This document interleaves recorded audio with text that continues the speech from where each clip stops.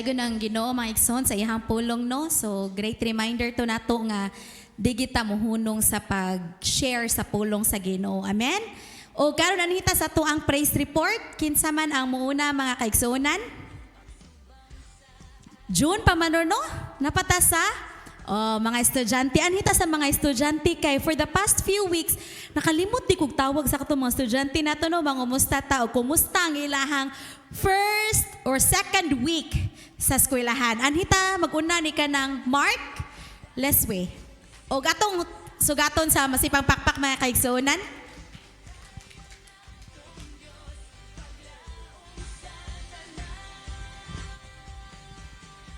Panahuman ang klase te. Kuan murag kuan niya na nagus Ginoo ba nga tong tagaan kog chance kay mo. Simone jugo kay pag last week mga igsoon ba kay daw kayo pasalamat sa Ginoo kay tomorrow kay defense na mo nya kanang gasto mo kay na ba? Gasto kay tanan nya time sad magkapoy kay ba? Kapoy tuon sa imong gi-prepare nga na ba? Nya unsa pagkaon sa kay gi-exempted mo ko sa akong maestro. Nya kuan, laypay kay ko ba kay ang gasto. Nagunahuna pala ko daan nga na mo di ba mo dawat og Jollibee mga panilis. Ilaha kay kuan gid. Choking. Lagi tinuod bitaw digid mo dawat Jollibee, sa mo tag balik-balik na. Nya usa gid sa akong ipasalamatan sa Ginoo kay wa ko'y kwarta. Wala ko'y kwarta nya. Kuan sad kanang sa akong mama sad kay karon na week kay nag-struggle gid sa iyang panglawas ba niya. Ikaw nga anak kay mura sa ano ko nga 40 ka pinar ba akong mama niya. Ano ko Lord ganahan pataon ko makita akong mama graduate ko. Nga na ba?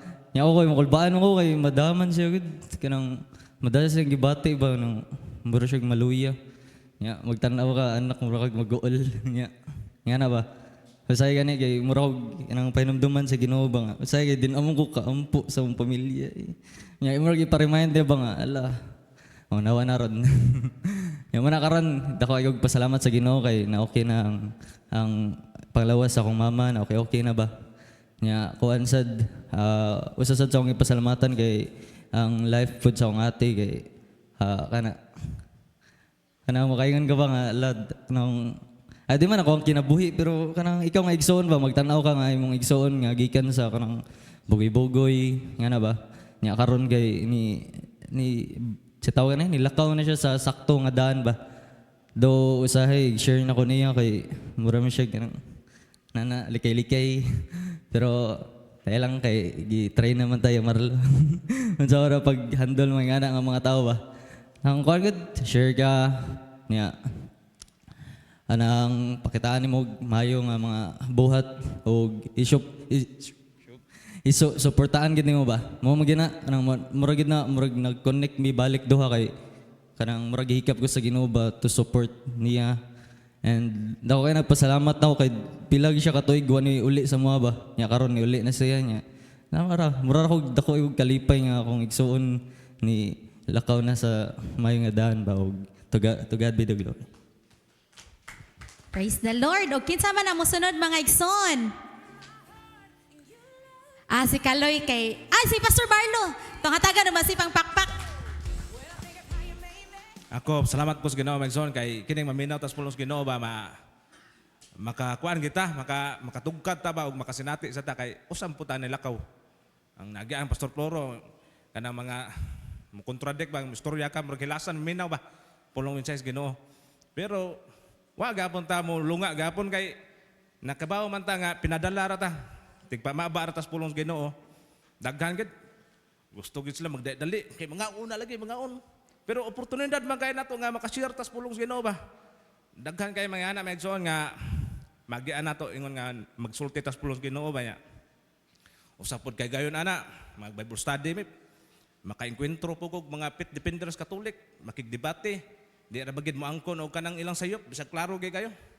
Mao nang daghan tag nagian, napay nigdong na mo dito sa barak sila. Layo pa mi, bawo ana mong mga purmag lihok. Yahay murag nanagan ba nga kanang way samad ba?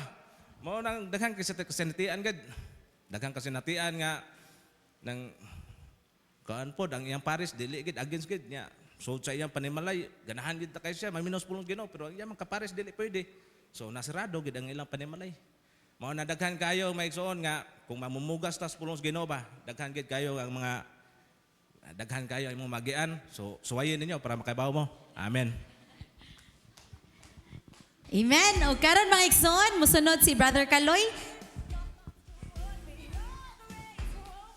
Gabi Megson, Rabi Juliet, bisag Ismail na daw, kadaugan na yun. Dako kay kadaugan po sa Ginoo Megson, kay kato mga Merkulis Megson, mo kadaugan takwaton niya, sa pagkaunsa nga, niinom ko dito ba? Pagkuot ko dito pa, gisim niya, kasunod ko dito. Wala na ko kadaugan, dako kay gisi akong lubot ariyo. Sunod lang ko. Akong kadaugan Megson, kay katong niya semana, lakami sa akong pares kanang invite mig kanang kasal ba sa among kauban niya. Akong gipasalamatan ng Ginoo kay sa among biyahe bisag Katmon. Nagpasalamat ko sa Ginoo kay kanang safety ba niya. Dugay-dugay wabay ko biyahe lagyo. Na diri na ba niya akong ligid kanang hilis niya. Samtang nagpakuan ko sa akong motor ka nakabuam ko container niya.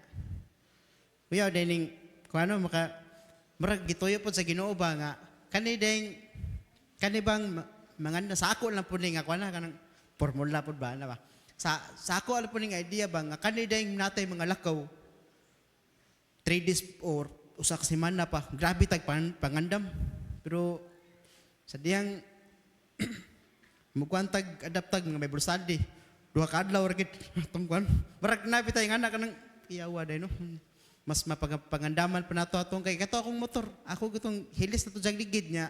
Ako lang gito siyang gipakuan gipalitan og sealant para makalawtay nya ang akong kuan ato kay naa pa mi Bible study nga ako lang gipakuyog akong asawa kay para makauli jud ko ana ba. So nagpasalamat ko sa Ginoo kay pag adto na mo dito safety ra mong biyahe. Bisag mabiyaan mi bisag kuan kay di ta swito gid ana dito. Naabot mi dito nga safety. Kaon dayon. Pag humagkaon lingkod. Uli dayon, ana ba? Uli dayon kay akong unahon na po Bible study. Apay Bible study nya di po gusto nga ang Bible study makuan ba kay nahug na ra pa po usa na ng kabuan. Nga ana sa marag na ba akong gipasalamatan sa Ginoo kay nakaabot mi nga safety. Naka-Bible study pa mi nya dito mi sa balay sa akong kasin ra pod.